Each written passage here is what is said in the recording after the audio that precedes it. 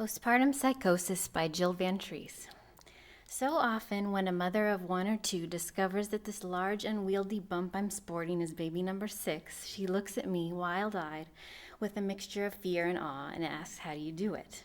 I always laugh uncomfortably because the implication is that I'm Mother Teresa's intern and say heavy drinking.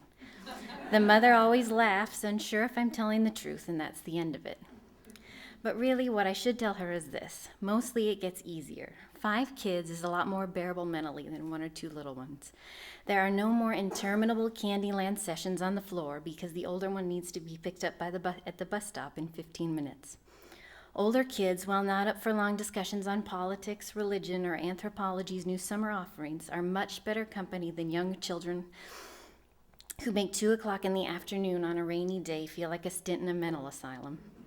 And that toddler tantrum at Target is just another reason you'll have earned a nice, chilled Pinot Grigio at the end of the day.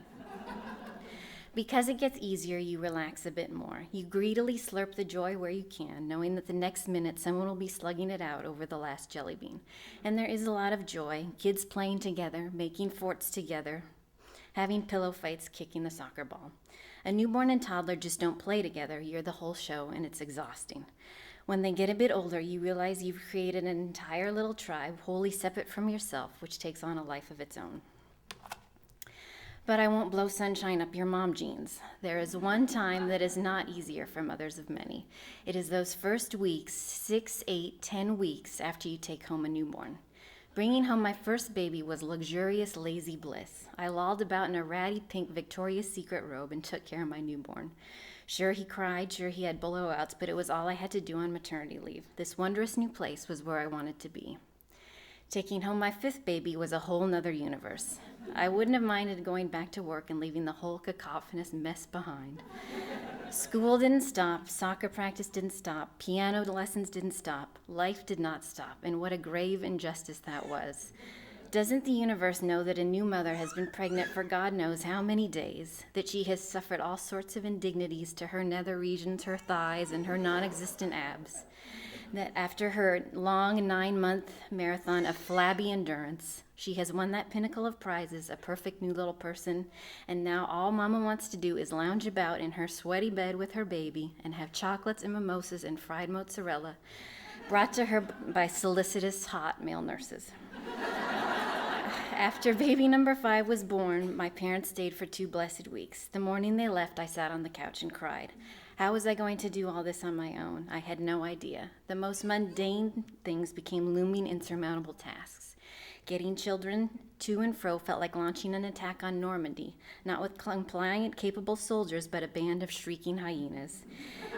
And then in short order, my eldest contracted pneumonia, my 2-year-old came down with the worst case of croup ever recorded in world history, and then the worst, the baby started coughing. None of this would have been terribly traumatic had I not been going through that wacky postpartum phase where your hormones are staging a coup. It isn't just your hormones, in my very scientific opinion. I believe your brain actually undergoes a physical change to accommodate this new person.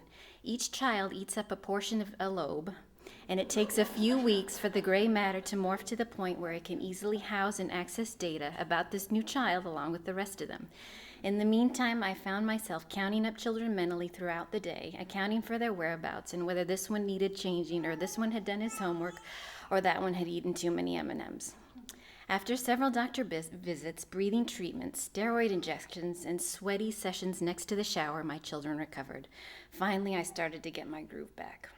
My mother said her grandmother, a mother of 7, would return from the hospital after having a baby and take to her bed for an entire month.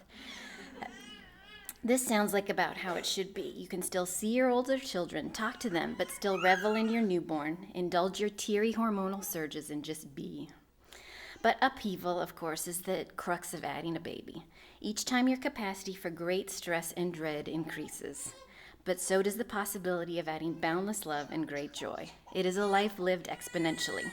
I think that's a good thing. I didn't want to go the safe route. I didn't want to have just 1 or 2 and get that wistful look that falls over so many mothers' faces, mothers whose kids are safely past the poopy stage. The birth of a new child is the most intense, most delightful, and most horrifying moment that most of us mere mortals have access to here on earth. Benjamin Franklin said it best: "He that rages a large family does, indeed, while he lives to observe them, stand a broader mark for sorrow, but then he stands a broader mark for pleasure too." I can't believe I'm doing this all again. It's terrifying, it's wonderful, but I'm okay with that. I think you should all have another 1 or 7 too. Just make sure you have a nice spinster cousin come stay with you for a month after the baby's born.